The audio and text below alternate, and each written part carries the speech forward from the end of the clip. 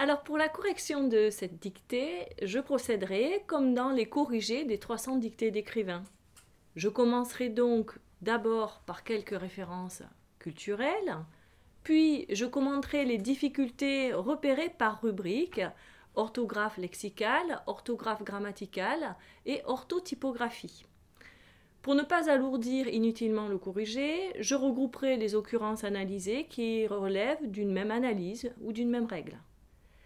Lorsque ce sera opportun, je donnerai quelques trucs ou astuces permettant de ne plus commettre d'erreurs.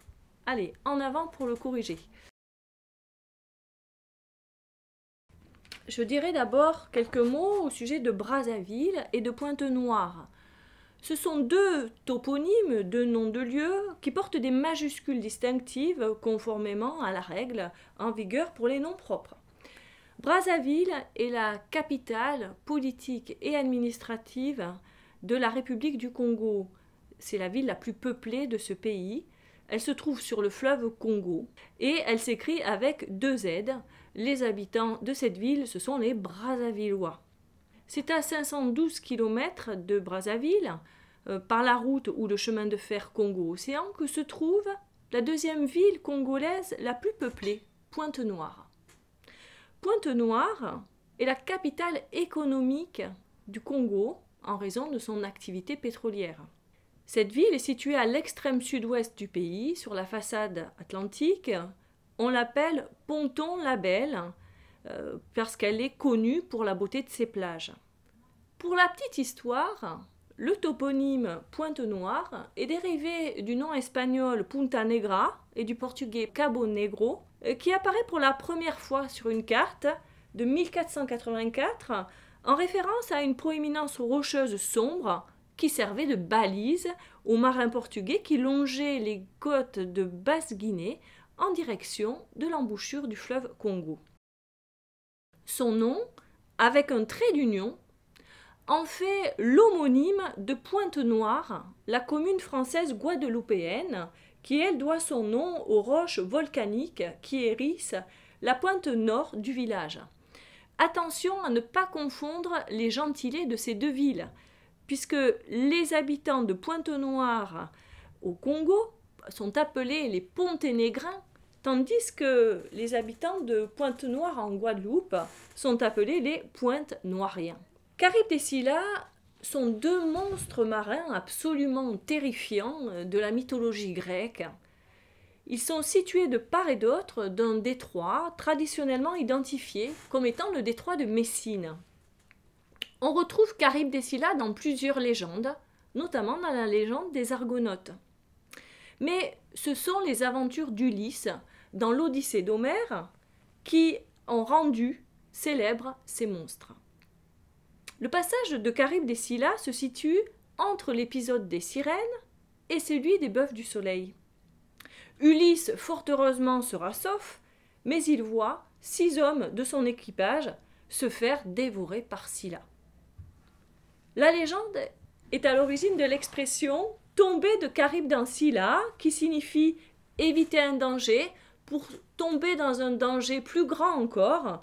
Tomber de Charybde en Scylla signifie aller de mal en pis.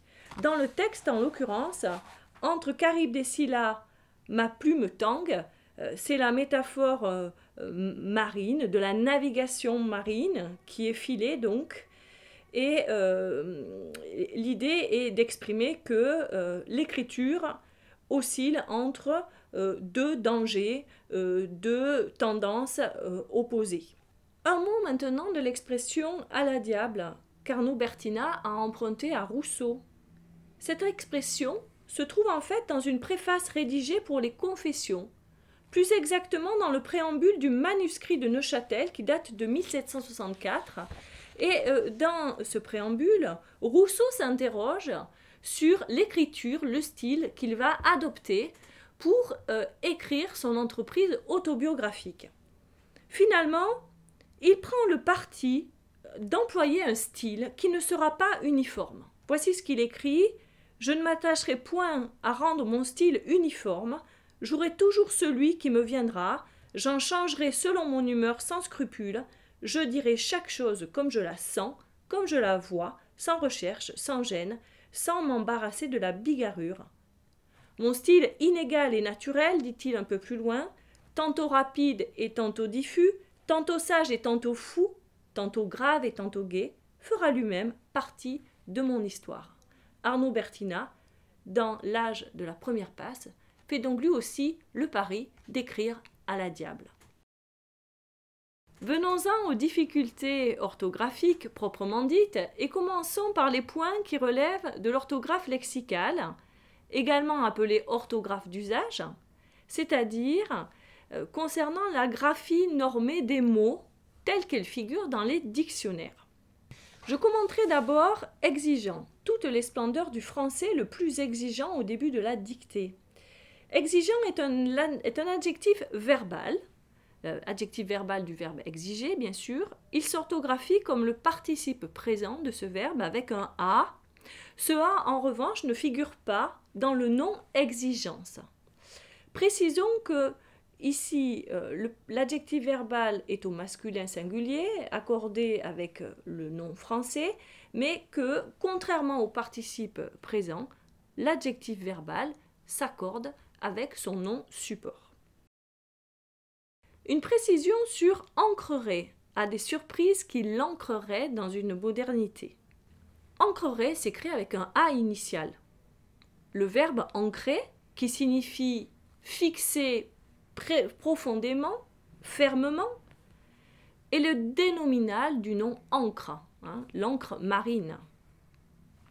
C'est-à-dire qu'il vient du nom ancre. Attention à ne pas confondre ce verbe avec son homophone ancré, dont l'initiale est un E et qui signifie imprégné d'encre, qu'il s'agisse d'encre bleue, d'encre de Chine, etc. Une précision sur aniline, cuir aniline.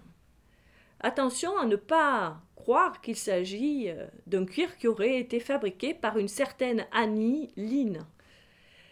En fait, aniline, c'est un substantif féminin en emploi adjectival ici.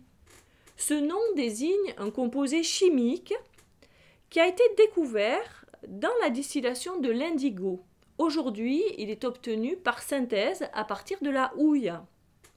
C'est un nom qui est emprunté à l'allemand aniline, lui-même emprunté par l'intermédiaire du portugais anil, de l'arabe an-nil et du persan nil qui signifie indigo. Alors, précision culturelle, parmi les différents types de cuir et de finition utilisés dans la maroquinerie, la finition aniline du cuir symbolise pour les initiés le haut de gamme, l'élégance. Le cuir aniline est un cuir dont la coloration n'est obtenue que par la stricte utilisation de colorants à l'exclusion de tout pigment et cette finition est donc transparente. Venons-en maintenant à panne mordorée, qui est donc l'autre substance avec laquelle l'auteur envisage, au sens métaphorique bien sûr, de fabriquer un écrin stylistique pour son œuvre. La panne, c'est un nom féminin qui a de nombreux homonymes, qu'on pense à la panne d'essence ou la panne sèche, ou bien à la partie amincie du marteau opposée à la tête, ou encore à la graisse épaisse qui se trouve sous la peau du porc et dont on fait le saindoux. Il n'était pas question ici évidemment de graisse du porc, mais de cette étoffe de laine ou de coton ou de soie qui est travaillée comme le velours, dont le poil plus long et moins serré est couché et qui sert dans la confection de vêtements ou dans l'ameublement. J'en viens maintenant au mot gadou, dont il était question à la fin du premier paragraphe, la gadoue des rues. La gadoue, c'est à l'origine la matière fécale qui est tirée des fosses d'aisance et dont on se sert comme engrais. Par extension, c'est la terre détrempée, boueuse, mêlée ou non d'immondices. Gadoue qui s'orthographie G-A-D-O-U-E, ne pas oublier le E final. Précisons que, au figuré, dans un sens populaire et vieilli, le mot gadou réfère à une femme suspecte, salement mise, prostituée de bas étage. Peut-être que l'auteur a eu en tête ce sens figuré, populaire, vieilli, puisque dans le contexte, bien sûr, il sera question de ces jeunes femmes contraintes de se prostituer par la misère dans laquelle elles vivent, sans connotation dépréciative ici, bien sûr. J'en viens au mot aberrante au début du deuxième paragraphe, une aberrante misère. Aberrante, c'est l'adjectif verbal du verbe aberrer. Comme je l'ai dit précédemment, l'adjectif verbal, contrairement au participe présent, s'accorde. Et donc ici, l'adjectif verbal est accordé avec le nom misère auquel il se rapporte. Aberrer signifie s'écarter de la voie normale et au figuré de la vérité. Il s'agit d'un verbe qui s'emploie essentiellement à l'infinitif ou sous la forme de cet adjectif verbal. Ne pas oublier les deux R, donc, que l'on trouve dans le verbe aberrer et par conséquent dans l'adjectif verbal. J'en viens à l'expression à l'envi, celui des puissants qui soudoie à l'envi, dans le deuxième paragraphe. Attention ici, pas de E final comme dans le substantif envie, qui est l'un des péchés capitaux. À l'envi signifie le plus possible, à qui mieux, en rivalisant avec d'autres. C'est une locution formée à partir du substantif de l'ancien français envie, sans E donc, qui signifie défi au jeu, provocation, et qui est le déverbal, c'est-à-dire qui est le nom issu du verbe de l'ancien français envier, qui signifie convier, provoquer au jeu, et qui lui-même vient du latin invitare, inviter, engager. Pas de E donc pour cette locution à l'envi. J'attire votre attention sur le mot faiseur, un faiseur de phrases. Bien entendu, malgré la prononciation, ce mot faiseur ne s'écrit pas avec un E, mais bien F-A-I-S-E-U-R. Cette précision sera peut-être utile pour certains d'entre vous. J'en viens au mot censé. Censé en mettre plein la vue au gueux comme au gogo, à la fin du deuxième paragraphe. Censé signifie supposé, réputé. Il s'écrit avec un C initial, comme le verbe latin censere, sensere, dont il provient. Attention, censé est l'homophone de sensé, qui s'écrit avec un S initial et qui signifie doté de bon sens. L'astuce pour s'en souvenir, c'est que censé, doté de bon sens, s'écrit avec un S, comme le mot sens. Bien sûr, une dictée est censée être sensée. J'espère que vous aurez trouvé la dictée d'Arnaud Bartina, sensée. J'en viens au mot gueux. Ce nom est probablement emprunté au moyen néerlandais git, qui signifie coquin, fripon. Le sens en français est celui d'une personne indigente réduite à la mendicité. Ce terme s'emploie souvent avec une nuance de mépris. Il ne faut pas oublier le X final, même lorsque ce nom-là est employé au singulier. Ici, il était employé au pluriel. Gueux et gogo. Vous avez peut-être remarqué l'harmonie imitative d'ailleurs, ou en tout cas le jeu phonique entre gueux et gogo, l'allitération en gueux, qui forcément prête à sourire. Surtout le nom gogo. Le nom gogo, c'est un nom familier. Il désigne un homme crédule et niais, qui se laisse tromper facilement, notamment en affaires, en finance.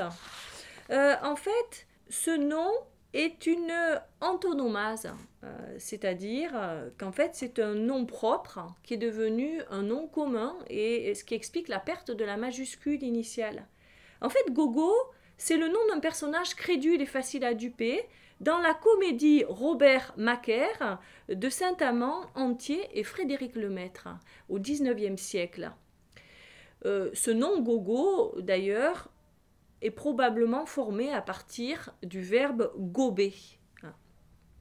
Bien entendu, sur le plan de la sonorité, le redoublement de la syllabe gogo est plaisant, avec un côté enfantin, comme si finalement la forme sonore du mot laissait entendre la signification du mot. Quelqu'un qui se laisse facilement berner, c'est quelqu'un de niais, c'est quelqu'un d'un peu bêta.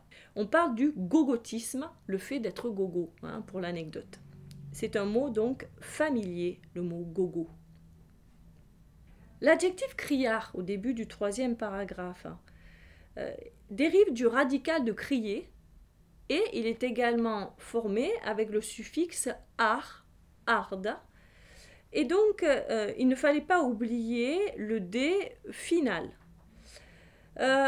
Criard, au sens propre, signifie qui émet des sons aigus, désagréables. On parle aussi d'une toile criarde, d'une couleur criarde, pour une couleur qui irrite l'œil en quelque sorte, qui blesse la vue par un éclat trop vif. On dira d'une couleur discordante qu'elle est criarde. J'en viens au mot rimailleur. Le mot rimailleur, à la fin du 3e paragraphe.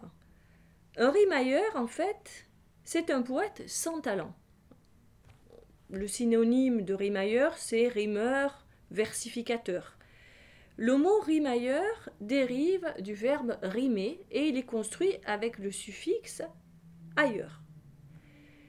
Le rimailleur, c'est celui qui fait de mauvais vers. Ce mot, on le trouve dans le trésor de la langue française informatisée, mais encore dans le dictionnaire de l'Académie, la 8e édition.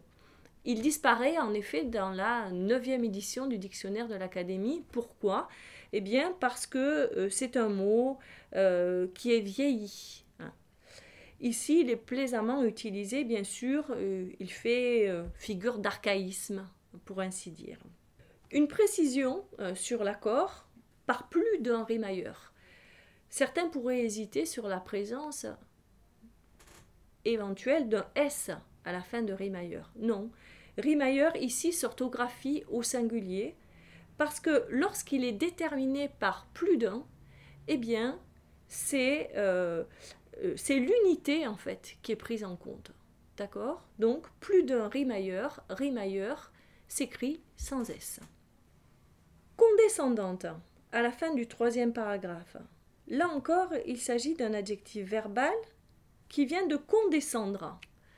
Condescendre, celui qui condescend, c'est celui qui manifeste de la condescendance.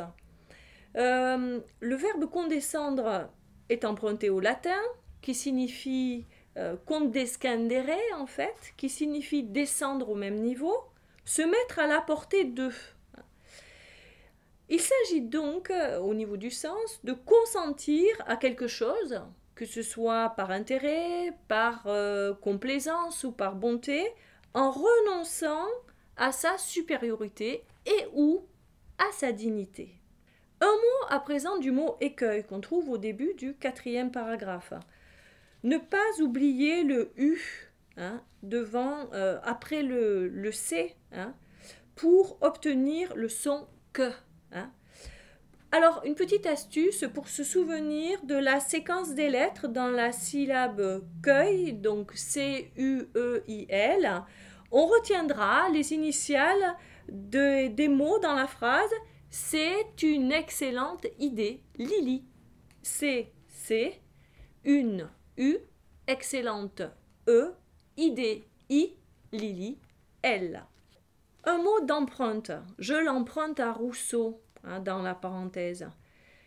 De emprunter, se faire prêter, c'est la forme du verbe au présent de l'indicatif à la première personne du singulier. Attention à ne pas confondre empreinte avec son paronyme, empreinte, la marque, la trace, qui vient du verbe empreindre. Empreinte ici, E-M-P-R-U-N-T-E. Pour finir avec l'orthographe lexicale, Un commentaire sur l'expression dans le dernier paragraphe « en définitive ». En définitive, c'est une locution adverbiale figurée qui est construite avec l'ellipse de sentence. En fait, si je rétablis l'ellipse, on a « en sentence définitive ». Le sens de cette locution, c'est celui de « tout bien considéré, finalement ». Certains d'entre vous l'ont peut-être écrit « en définitif » avec un F. Est-ce qu'on peut écrire cette locution avec un F pour, cette fois-ci, en jugement définitif? C'est une locution là où le terme dont on fait l'ellipse, c'est le mot jugement cette fois-ci, ce qui explique la forme masculine de l'adjectif définitif.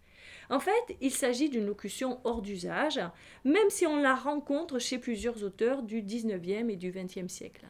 Par conséquent, on écrira en définitive, orthographié VE et non pas avec un F final. Cette rubrique concerne la question des accords, de genre, de nombre et la conjugaison verbale. Il y a toute une série de verbes « je pourrais »,« je jouerais »,« je fabriquerais »,« je rendrais »,« je n'en perdrais »,« je resterais ». S'agit-il du conditionnel ou du futur? Il s'agit du conditionnel présent ici et non pas du futur simple de l'indicatif. Ces formes verbales prennent donc un S final. Notons qu'en français soigné, ce S final a un rôle diacritique, on dit aussi un rôle auxiliaire, c'est-à-dire qu'il modifie la prononciation de la dernière syllabe. C'est un E ouvert pour le conditionnel. Je pourrais, je jouerais, alors que le futur se prononce avec un E fermé. Je pourrais, je jouerais.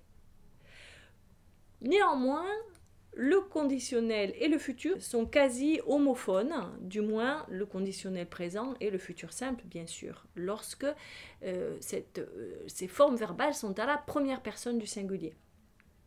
L'astuce pour ne pas confondre entre ces deux temps, c'est de passer à la première personne du pluriel, par exemple, ou à une toute autre personne, où la différence de temps s'entend à l'oreille. Par exemple, nous pourrions l'écrire au lieu de « je pourrais », où on entend clairement qu'il s'agit du conditionnel, puisque le futur simple, ce serait « nous pourrons ». Et on répète l'opération avec toutes les formes verbales que j'ai citées. J'en viens au gérondif en convoquant. Une petite précision qui pourra paraître superfétatoire à certains d'entre vous, mais une précision néanmoins. En convoquant, s'orthographie avec QU, avec le digramme QU. Même si dans le nom convocation, c'est un C que l'on trouve. Une précision sur tout acidulé, dans le premier paragraphe, dans une modernité tout acidulé. Tout, c'est un adverbe, mais c'est un adverbe qui varie, en fait, contrairement à la règle selon laquelle les adverbes ne varient pas formellement. Cet adverbe, qui signifie complètement, il est invariable devant un adjectif masculin, oui, mais il varie devant l'adjectif féminin lorsque celui-ci commence par une voyelle, comme ici, ou par un H muet. Tout acidulé s'écrira donc T-O-U-T. Un mot sur mordoré, la panne mordorée. Mordoré, c'est un adjectif qui est ici au féminin singulier. Pourquoi? Parce qu'il est épithète du nom panne, qui est un nom féminin, et qui était ici au singulier. Il fallait donc faire l'accord avec le nom panne. Précisons que la couleur mordorée, c'est un brun chaud à reflets dorés. L'adjectif mordoré est en fait un composé de mort, M-O-R-E, qui est une variante de mort, M-A-U-R-E, habitant de Mauritanie, et de doré. Le mot caillou. Alors, évidemment, je vais préciser là une règle que tout le monde a mémorisée dans sa plus tendre enfance. On sait que caillou prend un X au pluriel et non pas un S. Je rappelle qu'il s'agit d'un des 7 noms dont le pluriel est en OUX. et que on peut se remémorer cette plus ou moins longue phrase que les écoliers se récitent pour mémoriser la liste de ces 7 noms. Mes petits choux, arrêtez de jeter des cailloux à ces vieux hiboux pleins de poux et laissez mes bijoux. Prenez plutôt vos joujoux et montez sur mes genoux. Hein. Phrase assez surréaliste, on peut le dire.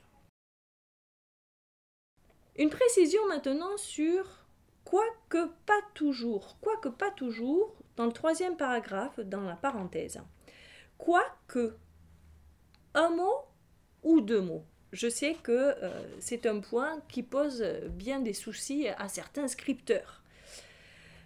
Quoique, ici c'est créé en un seul mot. Pourquoi? Parce qu'il s'agit de la conjonction de subordination qui signifie bien que. On l'écrit toujours en un seul mot.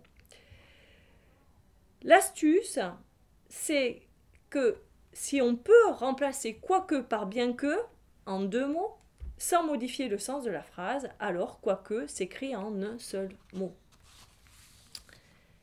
J'en viens maintenant à quoique j'en ai. Même question, quoique ici. En un mot ou en 2 mots? Eh bien là, quoique s'écrit en 2 mots. Je cite l'Académie française au sujet de quoique. Quoique en 2 mots est une locution conjonctive formée du pronom relatif quoi et de la conjonction que, qui permet d'introduire une proposition subordonnée concessive au subjonctif. Au subjonctif, quoique j'en ai. N'oubliez pas le E à la fin de et, A-I-E, car il s'agit du verbe avoir au présent du subjonctif à la première personne. Surtout, ne pas oublier ce E, sans quoi vous mettriez l'indicatif après cette conjonction qui réclame l'utilisation du subjonctif. Quelle est l'astuce ici? Si on ne peut pas remplacer quoique par bien que, alors il faut l'écrire en 2 mots. Autre astuce, corollaire de celle que je viens de donner, si on peut remplacer quoique par peu importe ce que en plusieurs mots, quoique s'écrira en 2 mots. Quel est le sens de quoique j'en ai?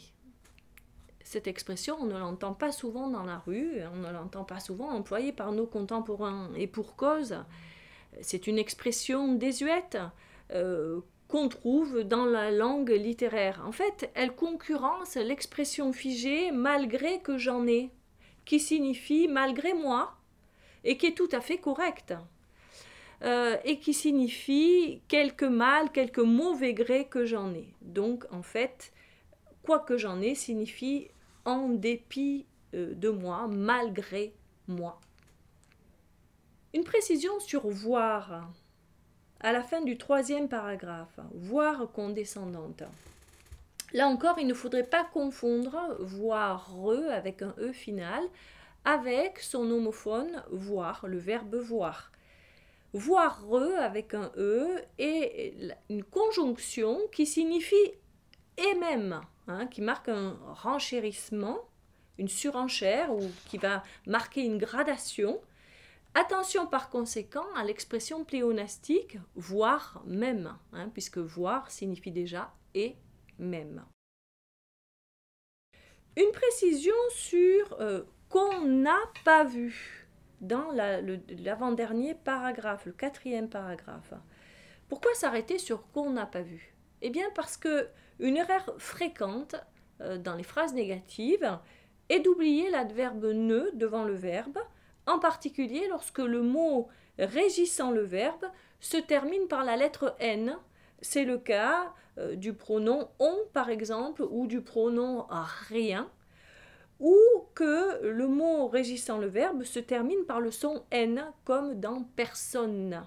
Pour bien entendre la négation, l'astuce consiste à remplacer on par la 3e personne du singulier, il ou elle.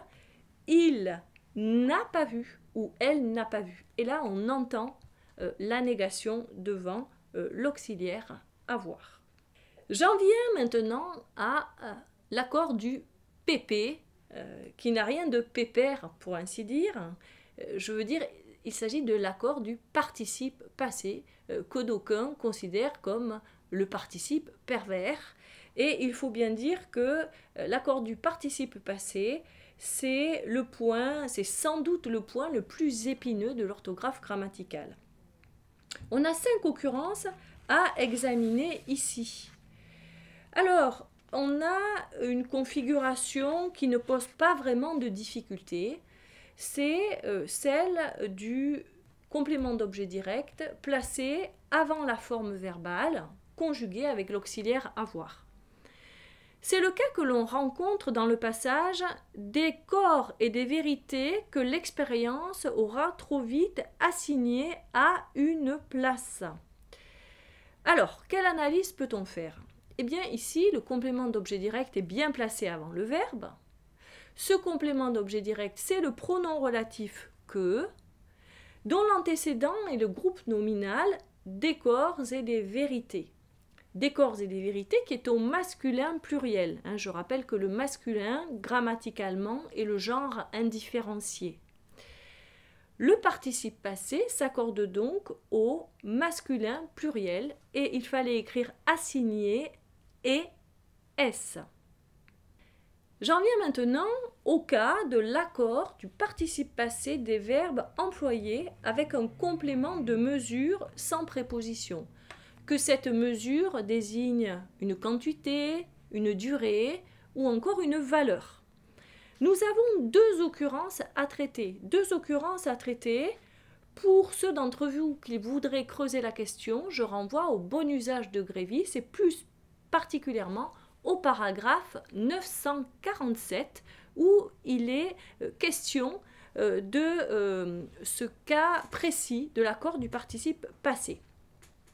Les 2 occurrences à examiner sont, si je regarde les 15 semaines que j'ai passées au Congo, ça c'est la première, et la seconde, pour se soigner des blessures que leur a valu l'accusation infamante de sorcellerie. Précisons d'abord que les verbes coûter, valoir, mesurer, durer, etc. peuvent être accompagnés d'un complément adverbial de mesure. Ils sont dits intransitifs, parce qu'ils n'ont pas de complément d'objet direct, de complément d'objet, sur lequel s'exerce le procès verbal. Ils sont accompagnés d'un complément essentiel à valeur adverbiale. On parle généralement de complément de mesure, mais ce complément de mesure, il faut se garder de le prendre pour un complément d'objet direct. C'est pourquoi le participe passé de ces verbes reste invariable. Par exemple, ce cheval ne vaut plus les 10 000 € qu'il a coûté, on écrira coûter avec un et. Mais certains de ces verbes de mesure peuvent devenir transitifs, c'est-à-dire se construire avec un complément d'objet direct lorsqu'ils sont employés avec un sens autre que leur sens premier, c'est-à-dire avec un sens figuré. C'est le cas de coûter, par exemple, lorsque coûter est employé au sens de causer, occasionner. Si je dis par exemple « les efforts que cette dictée m'a coûté », j'écrirai coûter dans ce cas-là et S, l'accord se faisant avec que, le COD placé avant le verbe, dont l'antécédent est le groupe nominal masculin pluriel, les efforts. C'est un infléchissement sémantique de cet ordre qui a lieu dans notre dictée avec le verbe valoir, employé non pas au sens premier, mais ici au sens d'imposer, pour se soigner des blessures que leur a valu l'accusation infamante de sorcellerie. Si j'analyse les choses, on a ici le pronom que, pronom relatif que, qui joue le rôle de complément d'objet direct placé avant la forme verbale au passé composé, formé de l'auxiliaire avoir et du participe passé. Que a pour antécédent le groupe nominal féminin pluriel, les blessures. L'accord du participe passé valu se fait donc au féminin pluriel. Valu s'accordait donc ici, il fallait l'écrire V-A-L-U-E-S. Venons-en au deuxième cas que j'ai mentionné, si je regarde les 15 semaines que j'ai passées au Congo.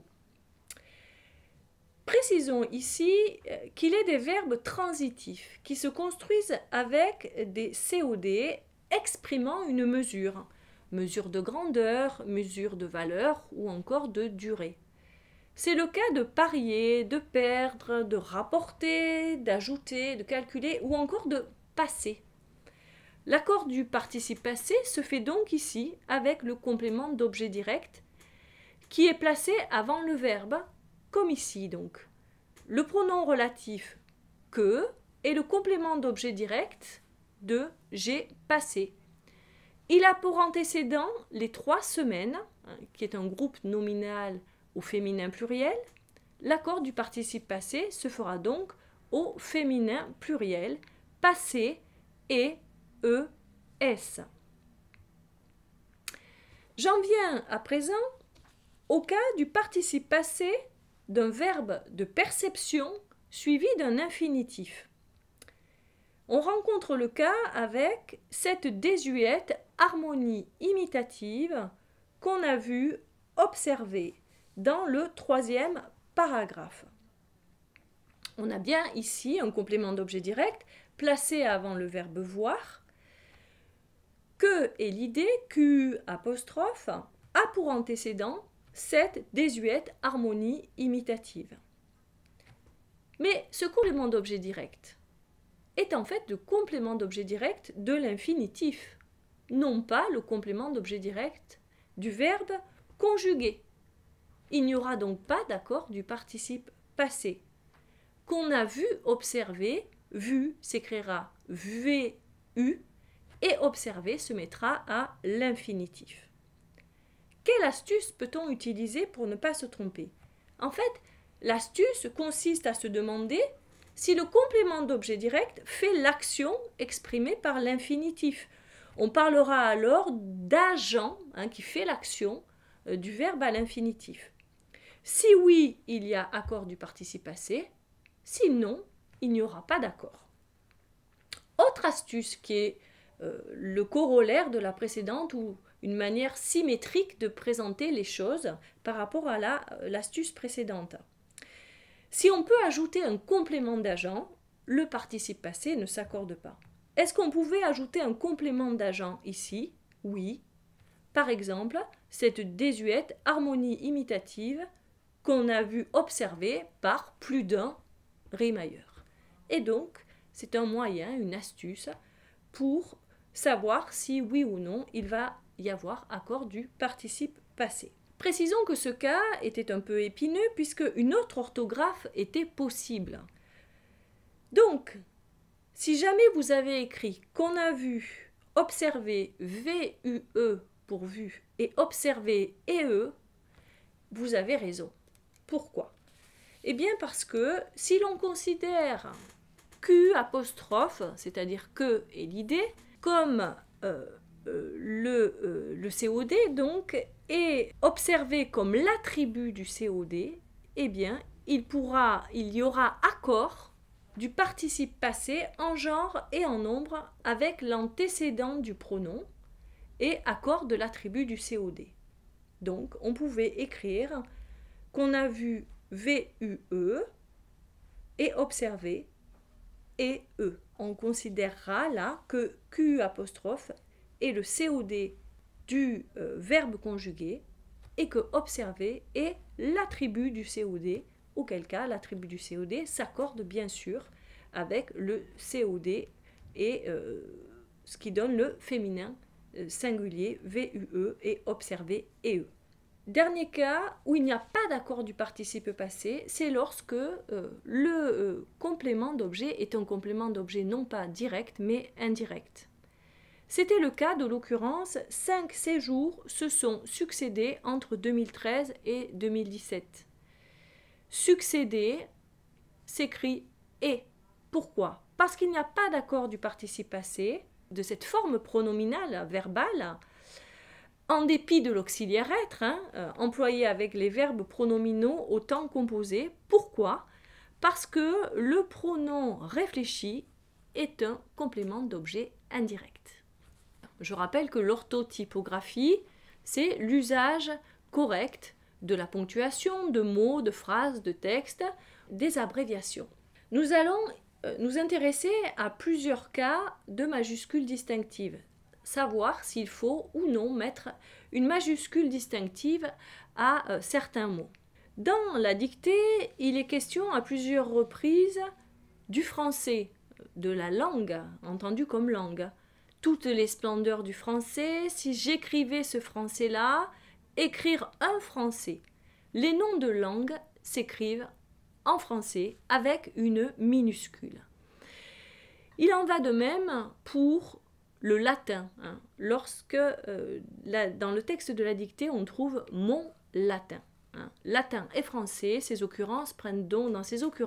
noms prennent donc une minuscule initiale. J'en viens maintenant au cas où français est un adjectif, un gentilé, un ethnonyme en fait.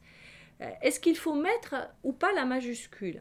Bon, vous savez que l'influence de l'anglais est très forte sur le français, à travers le français journalistique, à travers le français commercial, et beaucoup de nos contemporains souffrent d'une majusculite aiguë. En anglais, pour les noms, les adjectifs de nationalité, la majuscule est omniprésente. En français, ce n'est pas le cas. Les adjectifs de nationalité prennent une minuscule, contrairement aux noms de nationalité. Les anciennes colonies françaises, adjectif de nationalité ici ne prendra pas de majuscule. Un peu plus loin, je resterai ce français. Là, il s'agit bien d'un nom, donc là, il fallait mettre une majuscule à français. J'en viens à ce blanc, je resterai le blanc, moi le blanc dans le dernier paragraphe. Blanc prenait ici une majuscule. Pourquoi? Parce que les noms qui désignent des groupes humains en fonction de la couleur de leur peau, de l'endroit où ils résident, par analogie avec les gentilés dérivés de noms propres, s'écrivent avec une majuscule. Donc le blanc, B majuscule. Qu'en était-il d'hexagone? Minuscule ou majuscule initiale? Il fallait bien sûr mettre une majuscule. Pourquoi? Parce que cet hexagone-là est un hexagone particulier, unique, puisqu'il désigne la France. Donc, il fallait mettre une majuscule, puisque ce nom commun est ici employé comme un nom propre. Même question, majuscule ou minuscule, pour au sud de l'équateur. D'abord, l'équateur. L'équateur, il faut une minuscule ici. Pourquoi? Parce qu'il ne s'agit pas du pays d'Amérique latine qui, lui, prend une majuscule. L'équateur, lorsqu'il désigne le parallèle, la ligne imaginaire tracée autour de la Terre, à mi-chemin de ses pôles, prend une minuscule. Qu'en est-il de sud? On sait que l'usage des noms des points cardinaux est très délicat. On hésite souvent à savoir s'il faut ou non une majuscule. En fait, les noms des points cardinaux prennent la minuscule lorsqu'ils ont une pleine valeur de points cardinaux, lorsqu'ils indiquent une direction, ou encore lorsqu'ils indiquent une situation relative, comme ici, au sud de l'équateur. Sud prendra donc ici une minuscule. Quelle astuce peut-on utiliser? On peut utiliser l'astuce suivante. Si le point cardinal est suivi de du ou de, il s'écrit avec une minuscule. Autre cas de majuscule, c'est la galerie des glaces. Alors là, je pense que Stéphane Bern en parlerait sans doute mieux que moi, mais je vous rappelle que la galerie des glaces, c'est le lieu le plus emblématique du château de Versailles, avec ses 357 miroirs et son décor de marbre et de bronze doré. Alors, cette galerie des glaces, donc, qui est le bijou du château de Versailles, s'orthographie avec une minuscule à galerie et une majuscule à glace. Suivant par là la règle des noms de monuments, de musées qui sont composés de deux noms communs, Le premier demeure en minuscule, le deuxième revêt une majuscule. Pourquoi? Parce qu'il est le seul élément de caractérisation, de spécialisation, et donc en tant que tel, il joue le rôle d'un nom propre. C'est la même chose pour le salon de la guerre ou le salon de la paix, guerre avec une majuscule, paix avec une majuscule, qui sont deux salons, là encore, du château de Versailles. C'est la même chose pour la statue de la liberté ou pour la tour de l'horloge. Seules liberté et horloge prennent une majuscule et non pas statue et tour. Alors, certains scripteurs vont orthographier galerie avec un G majuscule. C'est un usage qui pourrait être acceptable, mais celui dont je viens de parler est préférable. À proscrire tout à fait l'utilisation de deux majuscules à galerie et à glace, puisque dans l'usage des majuscules, c'est la sobriété qui prévaut en français. Enfin, qu'en est-il de l'expression a priori? A priori est emprunté au latin scolastique et signifie proprement en partant de ce qui est avant. En français soigné, cette locution latine s'écrira sans accent et se mettra en caractères italiques. Dans les faits, on la trouve souvent écrite en romain parce qu'elle est en passe d'être lexicalisée. Ceci dit, il y a une autre manière de l'écrire, celle que préconisent les rectifications orthographiques de 1990, c'est l'écrire en romain mais avec un accent sur le A. Donc, si je résume, deux options s'offrent à nous pour écrire a priori sans accent sur le A mais en caractère italique, ou bien écrire a priori en caractère romain mais avec un accent sur le A. Voilà, nous en avons terminé avec le corrigé de la dictée. J'espère que vous avez pris du plaisir à la faire. J'espère que vous en avez également pris à écouter le corrigé. Surtout, si vous avez des questions, des remarques à faire, n'hésitez pas à nous en faire part dans les commentaires. À bientôt!